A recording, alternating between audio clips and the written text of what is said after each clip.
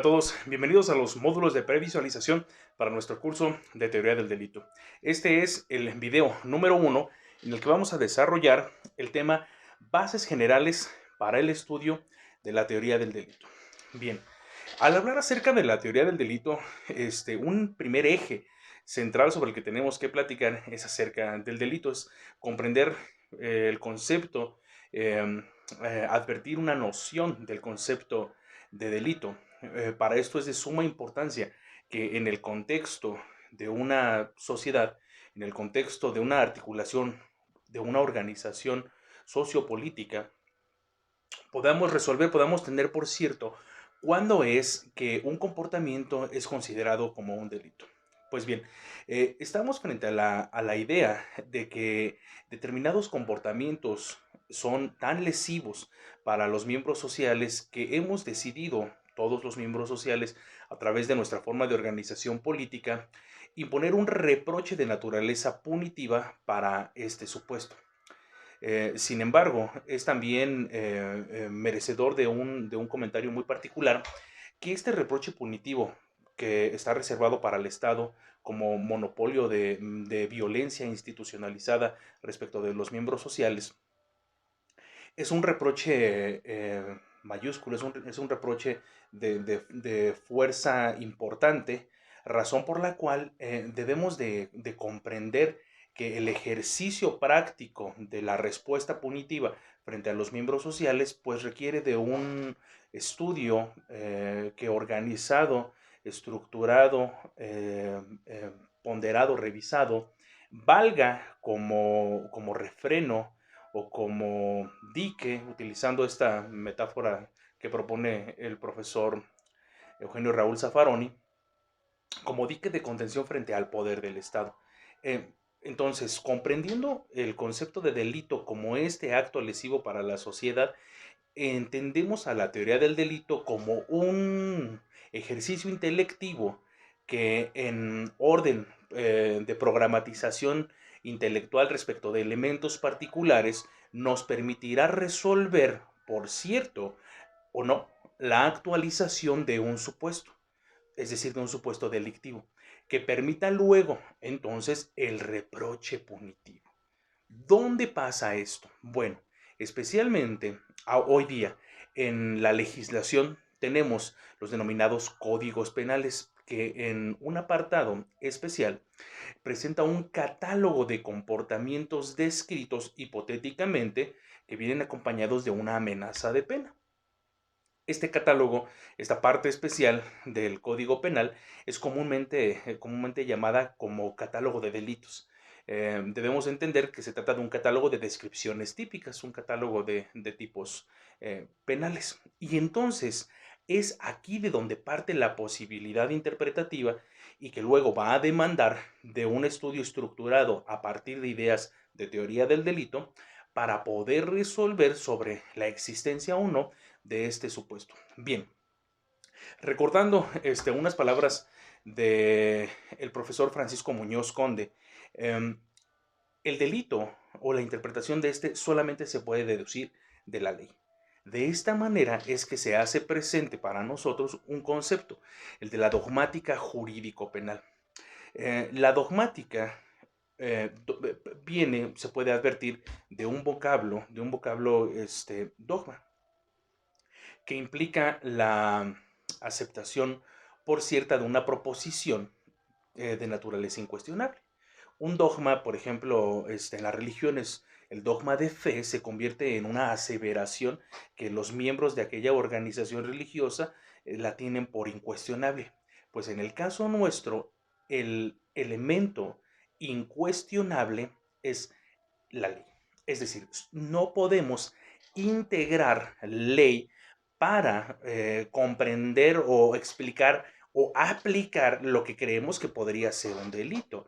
No, esta interpretación dogmática solamente podrá suceder cuando se deduce del texto de la ley, bien sea por su descripción típica que aparece en la parte especial del código, insisto, o por elementos de interpretación o de integración que aparecerán en la que es denominada parte general del Código Penal. Esto corresponde ya después en el estudio del derecho penal a dos grandes rubros en los que hemos dividido metodológicamente para su estudio esta disciplina del conocimiento: la parte general del derecho penal y la parte especial del derecho penal, o también conocida como delitos en particular. Pues bien, entonces, estas bases generales son las que nos permiten comprender cómo es que podemos, primero, realizar el estudio metodológico de esto que nos interesa ahora, que es la teoría del delito, pero también tiene una implicación de muchísima importancia. No dejemos de lado una aseveración que, por cierta, es muy valiosa, que este derecho no solamente es un derecho en ejercicio intelectivo, sino que es un derecho que sucede en la realidad y que tiene un impacto real, contundente, verificable en la vida de algunas personas. Por eso el estudio de teoría del delito se transforma, se convierte en un elemento de seguridad para que solamente en los casos ciertos, contundentes, resueltos, determinados, acreditados, ajá, solamente en esos casos y solamente estrictamente en esos casos el Estado pueda hacer ejercicio del jus puniendi en contra de los miembros sociales. Bien, aquí, para continuar con nuestro estudio, resulta de vital importancia comprender entonces que el tipo penal, que la noción del delito, que esta idea del comportamiento inadecuado, indebido, antijurídico, ilegal, ajá, deviene de una formalización de naturaleza política, es decir, de un ejercicio real de poder que parte principalmente em, del poder legislativo. ¿Y por qué pasa esto? Pues sucede que el derecho penal está afectado. Hemos concluido a través de la historia del derecho penal que el derecho penal es merecedor de esta afectación que se denomina principio de reserva de la ley penal, que implica que solamente podrá el legislador, o que se reserva para el legislador, la determinación de lo que delito es y la determinación de la pena que se deba de imponer con motivo de la actualización de ese delito.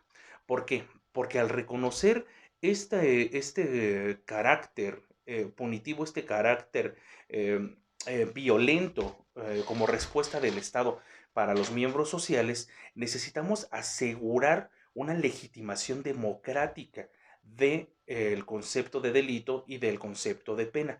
Y esto sucede solamente en aquel poder público donde concurren mayorías y minorías, es decir, en el legislativo. Si se permitiera legislar, o si se permitiera resolver qué debe de entenderse por delito o cuál va a ser un delito al Ejecutivo del Estado, pues limitaríamos a las mayorías que son mayorías por algún efecto, ¿no? Quizá no necesariamente mayoría en el sentido más llano de la palabra, eh, eh, de tal suerte que no estarían representados de manera efectiva una parte importante de la sociedad. El Poder Judicial no tiene, vaya, una legitimación democrática directa, sino una legitimación democrática refleja que le impediría entonces integrar la noción del tipo penal.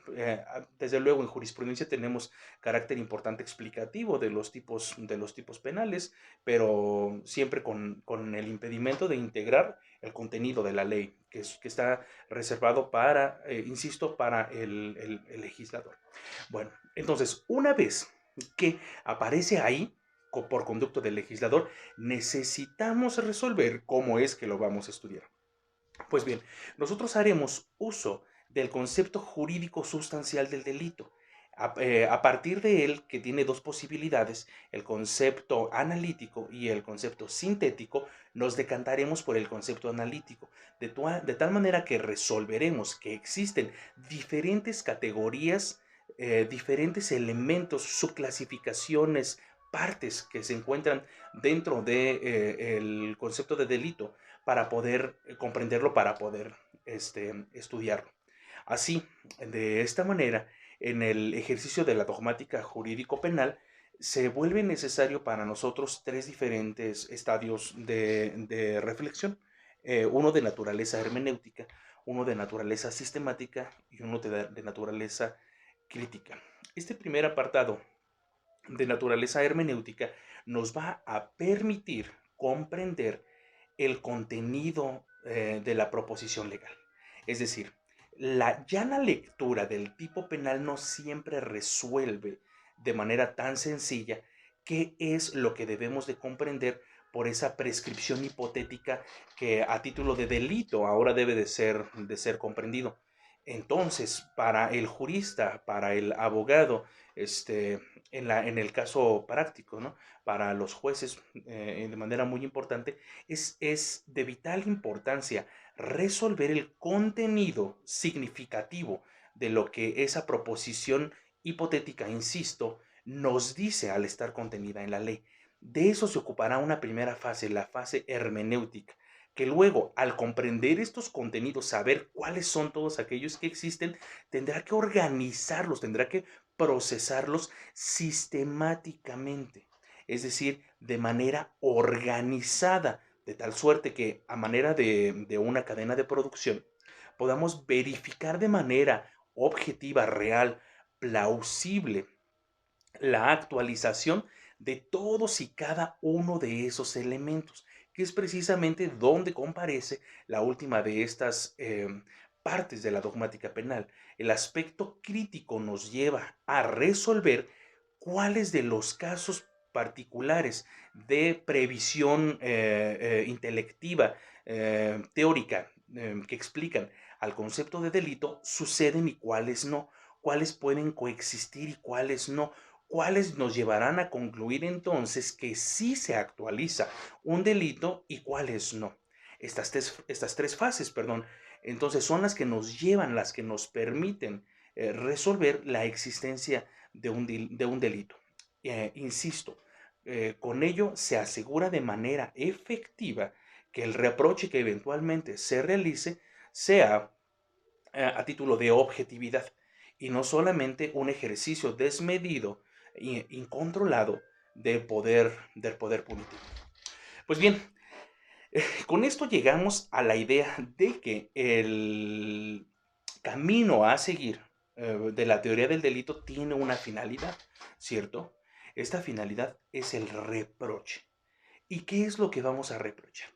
Pues bien, aquí es donde comenzamos ya a comprender para qué nos sirven aquellos elementos, aquellos apartados sistemáticos, estadios de investigación y de clasificación que nos permitirán conocer de manera real y cierta la existencia o actualización del delito. Porque vamos a reprochar distintas cosas. Primero, reprocharemos el comportamiento, es decir, estudiaremos el comportamiento realizando un reproche objetivo del comportamiento para verificar la acreditación de cosas que se refieren al comportamiento, tipicidad y antijuridicidad. Porque es típico el comportamiento y es antijurídico el comportamiento. En estos dos elementos, en la tipicidad y en la antijuridicidad, muy importante, desde ahora ténganlo en mente, estudiaremos solamente el comportamiento. Luego, el reproche objetivo que se realiza al sujeto que desarrolla el comportamiento es un estudio de culpabilidad. Vean entonces, todo esto que acabamos de decir tiene la idea de asegurar de manera efectiva los reproches que vamos a formular. Uno para el comportamiento, otro para el sujeto, para resolver si entonces tendremos por acreditado un elemento al que llamamos injusto culpable, es decir, el injusto penal, que es el acto ilícito, que es el acto típico que goza de ser antijurídico, y la vinculación que hay por reprochabilidad de ese acto al sujeto por condiciones que el sujeto tiene y que le permiten ser objeto de ese reproche. Ojo, Una aclaración, cuando decimos reproche y cuando hablamos de este reproche en el sujeto y entonces hablamos de culpabilidad, no estamos hablando de responsabilidad, que será un elemento que se ve en otro apartado, más bien de naturaleza procesal. Pues bien, hasta aquí son las ideas, perdón, elementales que nos permitirán conocer, comprender el porqué del estudio de la teoría del delito. Con esto dejamos hasta aquí nuestro capítulo introductorio en el video número 1 para nuestro estudio del curso de teoría del delito. Gracias y hasta el próximo video.